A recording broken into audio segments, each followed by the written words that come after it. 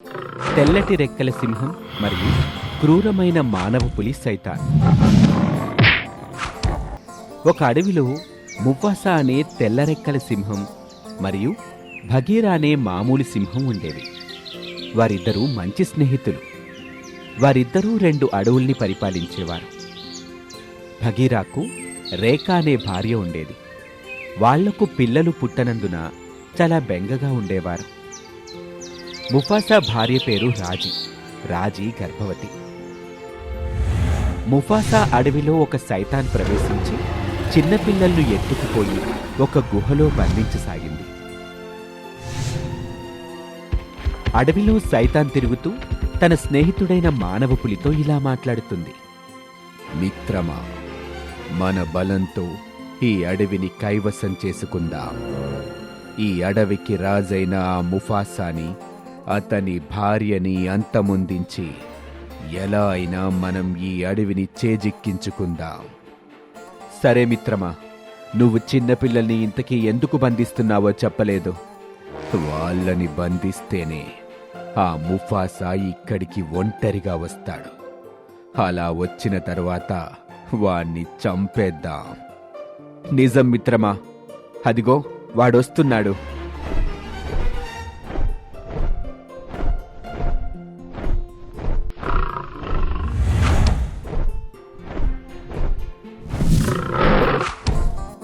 ఎవర్రా మీరు? నా రాజ్యంలోకి దూరి మా పిల్లల్ని పట్టుకుపోతారా? ఎంత ధైర్యంరా మీకు?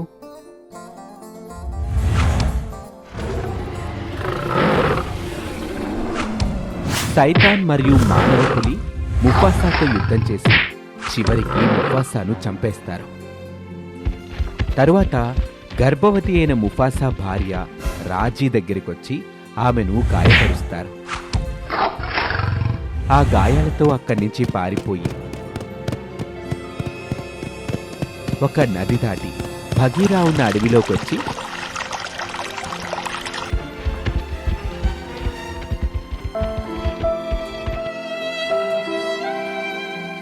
అక్కడ ఒక బిడ్డను కని భగీరాతో రాజీ ఇలా అంటుంది.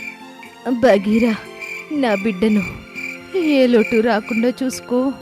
నా భర్తను చంపిన రాక్షసులను నా బిడ్డే చంపాలి. ఇదే నా చివరి కోరిక అని చెప్పి రాజీ కన్నుమూస్తుంది.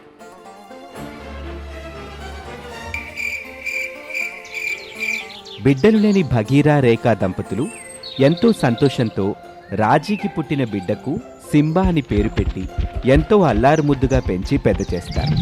అలా పెరిగి పెద్దయిన తరువాత ఒకరోజు మానవ పులి ఆ అడవిలోకి వచ్చి జంతువులను చంపుతూ ఉంటుంది. ఇది చూసి జోజో అనే పక్షి ఎగురుకుంటూ వచ్చి సింబా మరియు భగీరా రేఖ ఉన్న ప్రదేశానికి వచ్చి ఇలా చెప్తుంది. మహారాజా, మానవ పులి వచ్చే జంతువులను చంపుతుంది. మీరు తక్షణమే దాన్ని ఆపాలి. ఎక్కడా నీచుడు? నాకు చెప్పు, నేను కూడా నీతో పాటు వస్తాను.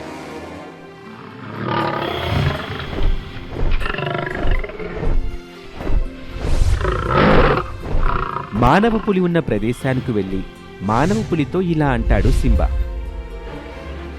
ఒరి నీచుడా, ఎవర్రా నువ్వు?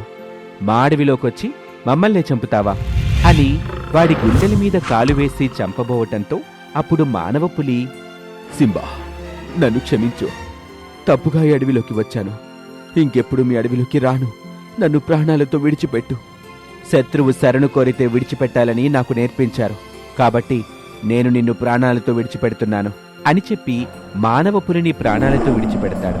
అలా అక్కడి నుంచి వెళ్లిన ఆ మానవ పులి తన స్నేహితుడైన సైతాన్ని కలిసి వాడితో, సైతాన్, నాకు చాలా అవమానం జరిగింది. ఎక్కడా? ఎవరు నిన్ను అవమానించారో? మనకు దిగువన ఒక అడవిలో ఒక రాజ్యం ఉంది. ఆ అడవికి ఒక యువరాజున్నాడు. వాడి పేరు సింబా. వాడు అచ్చం మనం చంపిన ముఫాసాలానే ఉన్నాడు. వాడు చాలా బలంగా ఉన్నాడు. వాడిని ఎదిరించటం అసాధ్యం.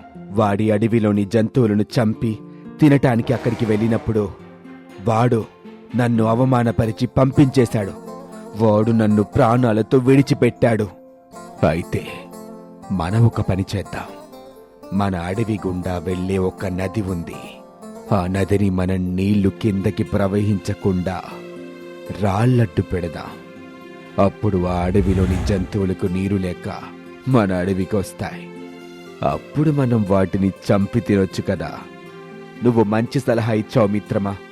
ఆ అడవిలోని జంతువులకి నీరు లేకుండా చేద్దాం అని చెప్పి సైతాన్ మరియు మానవ పులి బండరాళ్లను ఆ నదికి అడ్డంగా పెట్టి నీటిని కింద అడవికి పోకుండా చేయటం వల్ల నీరు లేక సింబా అడవిలోని జంతువులు ఒక్కొక్కటి రావటం ఇక్కడ సైతానికి మరియు మానవ పులికి బలైపోవటంతో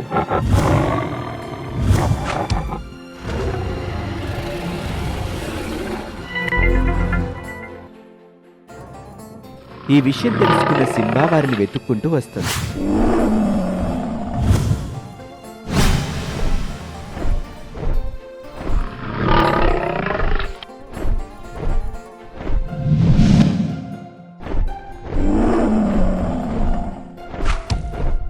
మాకు నీళ్లు రాకుండా చేసి మా అడవిని అందులోనూ జంతువుల్ని మోసం చేసి వాటిని చంపుతున్నారు.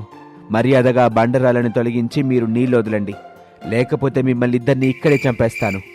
నువ్వచ్చం మేము చంపిన ముఫాసాలాగే ఉన్నావు. నువ్వు వాడి కొడుకులా ఉన్నావే. ఆ రోజు మీ అమ్మ మా నుంచి తప్పించుకొని పారిపోయింది. మీ అమ్మ బ్రతికే ఉందా లేక చనిపోయిందా? నిన్నెవరు పెంచారు? ఇన్నాళ్ళు మా అమ్మ నాన్నని ఎవరు చంపారో తెలియక నేను వెతుకుతూ ఉన్నాను. ఇన్నాళ్లకు నా చేతికి చిక్కారా మీరు? మిమ్మల్ని చంపడమే మా అమ్మ చివరి కోరిక. అమాయకులైన మా అమ్మను నాన్నను చంపి మీరు చాలా పెద్ద తప్పు చేశారు.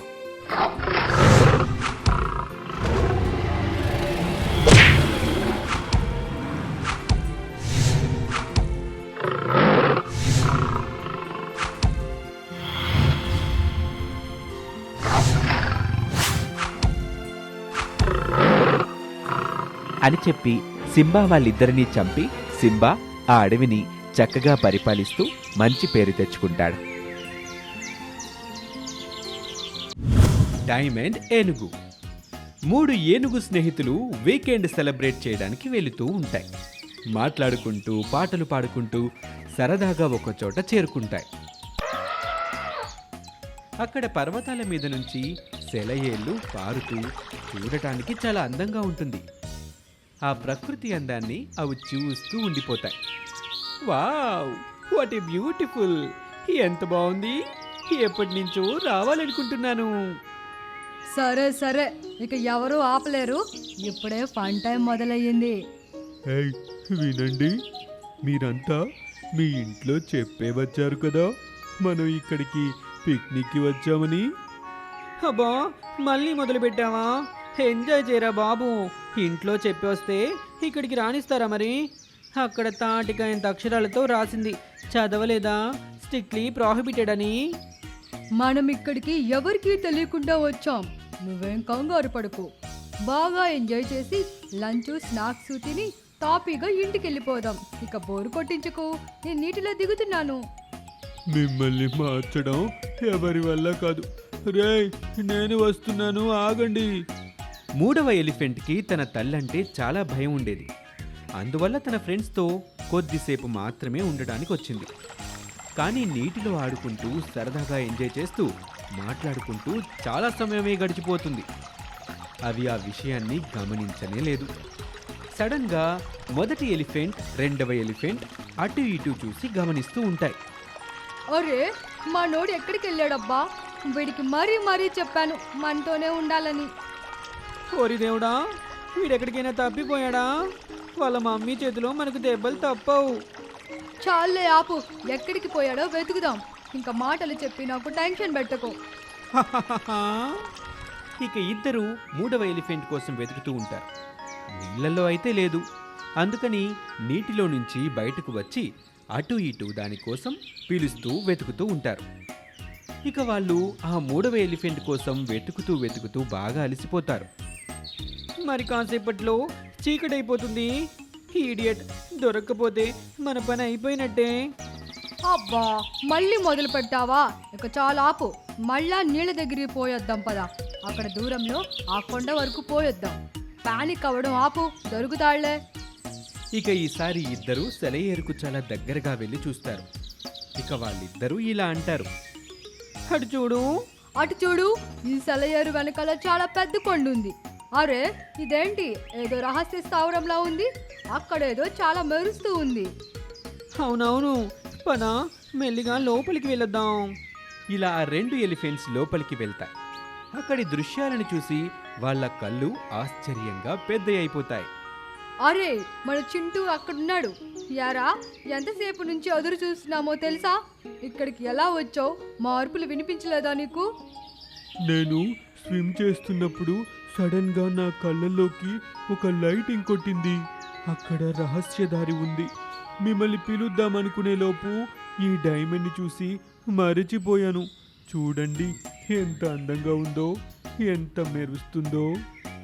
ముగ్గురు ఆ డైమండ్ మెరుపులు చూసి ముగ్ధులైపోతారు. సమయాన్ని కూడా మర్చిపోతారు. ఇంతలో వారికి అరుపులు వినిపిస్తూ ఉంటాయి. అరే ఫ్రెండ్స్, ఇది మా అమ్మ గొంతులా ఉంది. పరుగు పరుగురా. ఎక్కడికి పరుగు? ఇంత పెద్ద నిధి వదిలిపెట్టి ఎలా వెళ్ళేది? అవును నిజమే. ఒక పని చెయ్యి, ఈ డైమండ్ని నువ్వే దాయాలి. మీ అమ్మ కనుక ఏదైనా అడిగితే మేం సమాధానం ఇస్తాం, సరేనా? ఇక ముగ్గురు ఆ రహస్య స్థానం నుంచి బయటకొస్తారు. వాళ్ళమ్మ చాలా కోపంగా ప్రశ్నల మీద ప్రశ్నలు వేస్తూ ఉంటుంది. కానీ 3వ ఎలిఫెంట్ తన తల ఊపుతూ అలా ఉంటుంది. అవును కాదు ఇలా మాత్రమే సమాధానం చెప్తూ ఉంటుంది. ఆ 3వ ఎలిఫెంట్ ఎంతగా భయపడుతుందంటే ఆ డైమండ్ని మింగేస్తుంది ఆ భయంలో. ఇంతలో తన స్నేహితులు తమ తమ ఇళ్లకు వెళ్ళిపోతారు. తన స్నేహితులకి ఈ 3వ ఎలిఫెంట్ అసలు విషయం చెప్పదు. మరుసటి రోజు ఉదయం తన ఇద్దరు ఫ్రెండ్స్ ఎలిఫెంట్ని కలవడానికి వస్తాయి. శబాష్ చింటూగా, నిన్ను చాలా బాగా యాక్టింగ్ చేసావు. ఇక భయం ఎందుకు? డైమండ్ ఏది చూపించు. హా, నిజమే, చూపించరా? నేను కూడా చాలా ఎగ్జైటింగ్గా ఉన్నాను. చూడటానికి మీ అమ్మకు ఏమీ చెప్పలేదు కదా? ఓరేయ్, ఎందుకు అలా బిగిసిపోయావు? మాట్లాడవేంటి? అది నిన్న నేను భయంతో ఆ డైమండ్ని మింగేశానురా. ఏంటి? ఏమన్నావు? ఇప్పుడేం చేద్దాంరా మరి? ఇక చేసేదేముంది, రేపటి వరకు ఆగాల్సిందే. దేవుడా, నువ్వు నిజంగానే తెలివి తక్కువ చింటూవేరా. నువ్వు ఇంకా ఇక్కడ ఏం చేస్తున్నావురా? వెళ్ళి తొందరగా అరటి పళ్ళు తీసుకొనిరా. అబ్బా, ఇప్పుడు చింటూ గడి కోసం ఈ పనులన్నీ కూడా చెయ్యాలా? ఇప్పుడే వెళ్ళి తీసుకొస్తాను, ఉండండి. ఏ విధంగా చాలా అరటిపళ్ళు తిన్న తర్వాత కూడా ఏమీ లాభం ఉండదు. ఇక కోపంతో తన ఫ్రెండ్స్ ఎలిఫెంట్ పేరు కూడా మార్చేస్తాయి. దాని పేరు డైమండ్ ఎలిఫెంట్ అని పెట్టేస్తాయి. ఈ కథ ద్వారా మనకి తెలిసిన నీతి ఏంటంటే, ఎప్పుడు ఏ ప్రమాదం వచ్చినా ఎదుర్కోవటానికి మన జ్ఞానేంద్రియాలు, కళ్ళు, ముక్కు, చెవులు తెరిచే ఉంచాలి. లేకపోతే ప్రమాదం నిన్ను మింగేస్తుంది. ఈ స్టోరీ మీకు నచ్చితే లైక్ చేయండి, కమెంట్ చేయండి. ఇలాంటి ఇంట్రెస్టింగ్ స్టోరీస్ కోసం మా ఛానల్ని వెంటనే సబ్స్క్రైబ్ చేసుకోండి. Thank you for watching. ఒంటికన్ను రాక్షసుడు మరియు మాయాసింహం గ్రద్ద. ఒక అందమైన అడవి. ఆ అడవిలో జంతువులన్నీ కలిసిమెలిసి ఆనందంగా ఉండేవి. ఒకరోజు జంతువులన్నీ రాజు అయిన సింహం సభలో మాట్లాడుకుంటూ ఉంటాయి. అంతలో అక్కడికి ఒక ఎలుగుబంటి పరిగెత్తుకుంటూ వస్తుంది. మహారాజా, రక్షించండి, మేము చాలా పెద్ద ఆపదలో ఉన్నాం. ఇది విన్న డోలు అనే కోతి ముందుకొచ్చి ఇలా అంటుంది. అరే ఎలుకబంటన్నా, విషయం ఏంటో నాతో చెప్పు. నేను చిటికలోని సమస్యని దూరం చేస్తాను. డోలు వెనకాలే సింహం వచ్చి డోలుని ఆపుతూ ఇలా అంటాడు.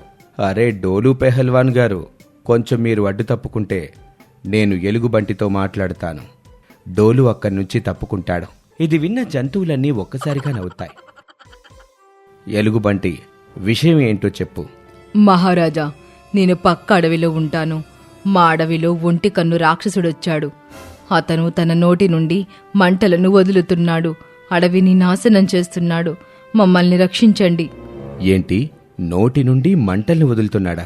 నేనిప్పుడే అతని అంతు చూస్తాను. పద. మహారాజా, ఆ అడవిని కాపాడడానికి మేం కూడా మీతో వస్తాం. సరే పదండి. ఇక అందరూ కలిసి ఎలుగుబంటితో అతని అడవికి వస్తారు.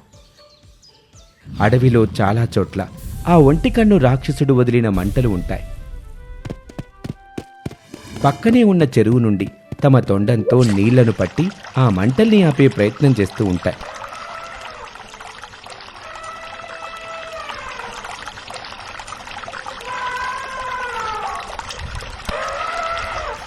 అలా మంటలన్నీ ఆరిపోతాయి.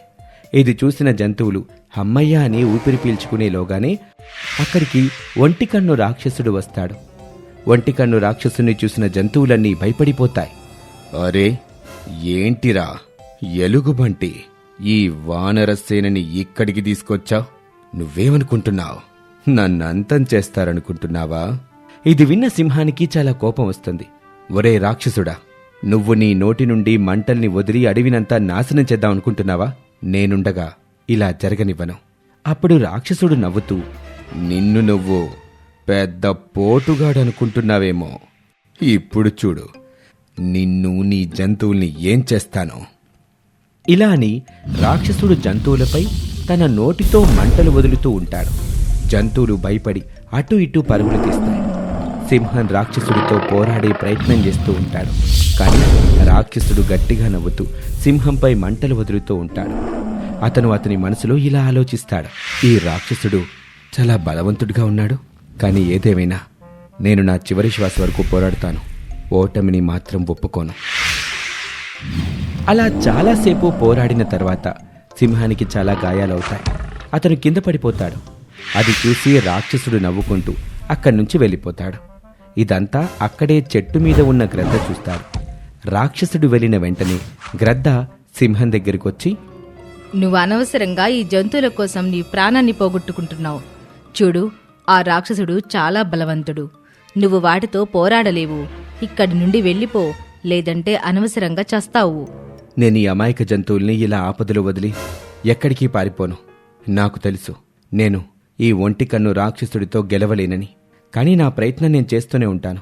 ఒకవేళ నేను చనిపోతే ఈ జంతువుల్ని కాపాడుతూ చనిపోయానని నా ఆత్మకు శాంతైనా కలుగుతుంది. ఈ సమయం భావోద్వేగాలకు లోనయ్యే సమయం కాదు. నా మాట విను. ఈ అడవి వదిలి వెళ్ళిపో. నేను చెప్పాల్సింది చెప్పాను. ఆ తర్వాత నీ ఇష్టం. చూడు, నసపెట్టకు. నీకు నీ ప్రాణాల మీద ప్రీతి ఉంటే నువ్విక్కడి నుంచి వెళ్ళిపో, నన్ను వదిలి. సింహం ఇలా చెప్తూ ఉండగా మరోవైపు ఆ ఒంటికన్ను రాక్షసుడు అటువైపుగా రావటం గ్రద్ద గమనిస్తుంది. చూడు సింహం, నేను నిన్ను పరీక్షించాను. నేనేమనుకున్నానంటే నువ్వు నీ ప్రాణాలను కాపాడుకోవడానికి ఇక్కడి నుండి పారిపోతావు అనుకున్నాను. కాని నేను తప్పుగా ఆలోచించాను. నువ్వు నీ ప్రాణాలను సైతం లెక్క చేయకుండా ఆ ఒంటికన్ను రాక్షసుడితో పోరాడుతున్నావు చూడు. వాడితో గెలవడం అంత సులువు కాదు. నేను నిన్ను నా గురువు మరియు జ్ఞాని అయిన రాబందు దగ్గరకు తీసుకుని వెళ్తాను.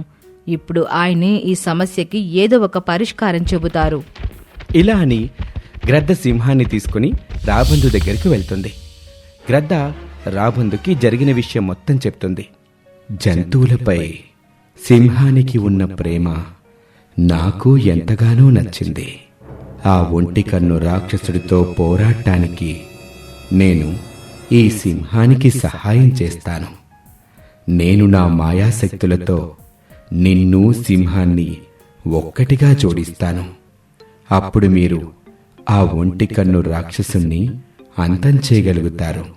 ఇలా అని రాబందు సింహాన్ని గ్రద్దని జోడిస్తాడు. ఇక మాయాసింహం గ్రద్ద ఎగురుకుంటూ ఒంటికన్ను రాక్షసుడి దగ్గరికి వస్తారు. మాయాసింహం గ్రద్దని చూసి ఒంటికన్ను రాక్షసుడు అవాక్కవుతాడు.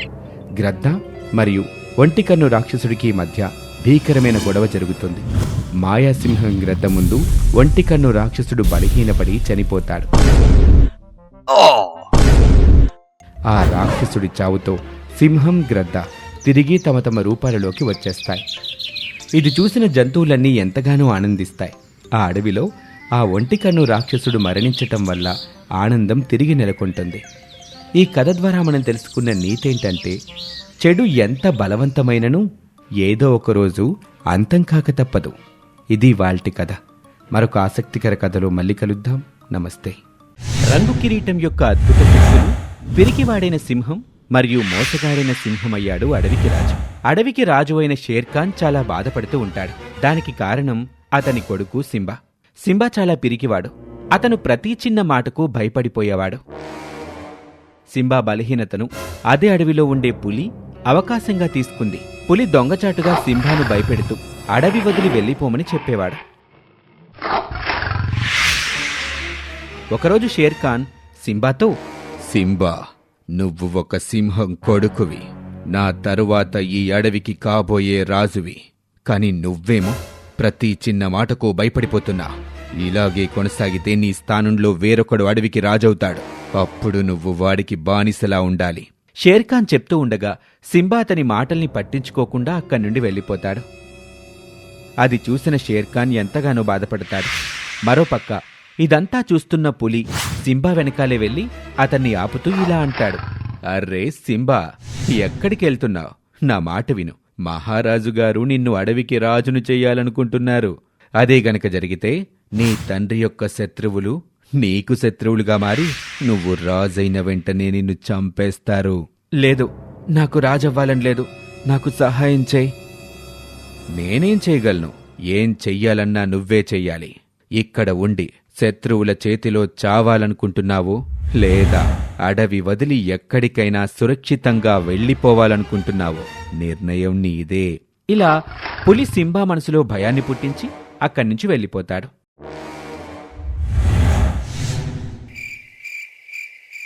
చెరువు దగ్గర షేర్ఖాన్ నీళ్లు తాగుతూ ఉంటాడు. బాగా చీకటిగా ఉంటుంది.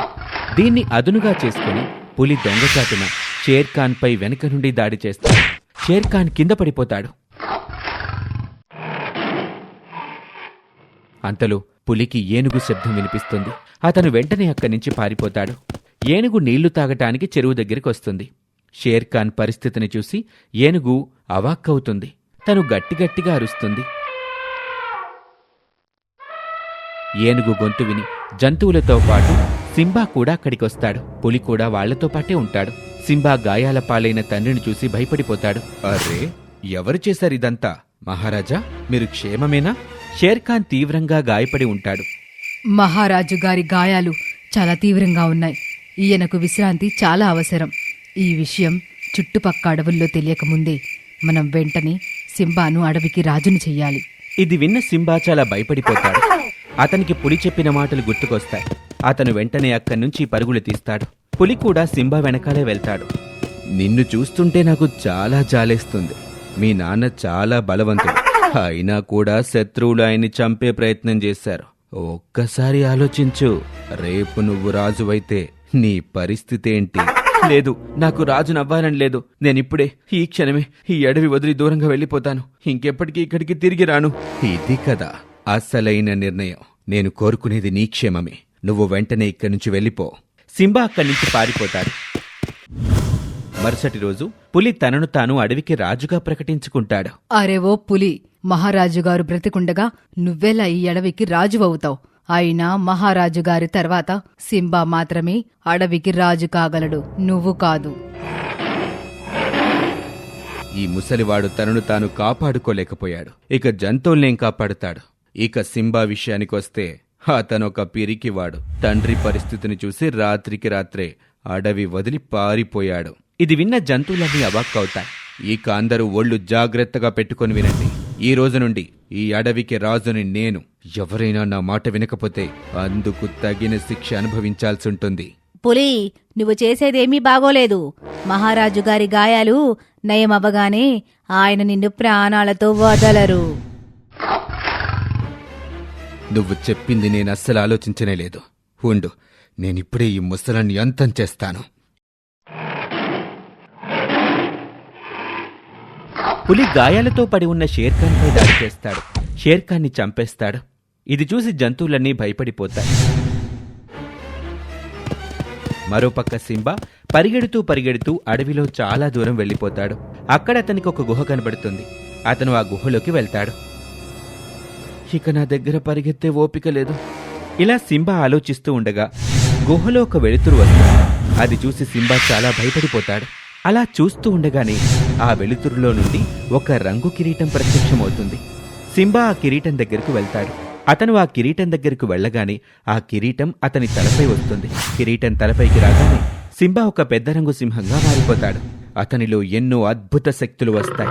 సింబా గట్టిగట్టిగా గర్జిస్తూ తిరిగి తన అడవిలోకి వస్తాడు. సింబాను చూసిన జంతువులన్నీ అవాక్కవుతాయి. అరే ఓ మోసగాడా, ఎవరు నువ్వు?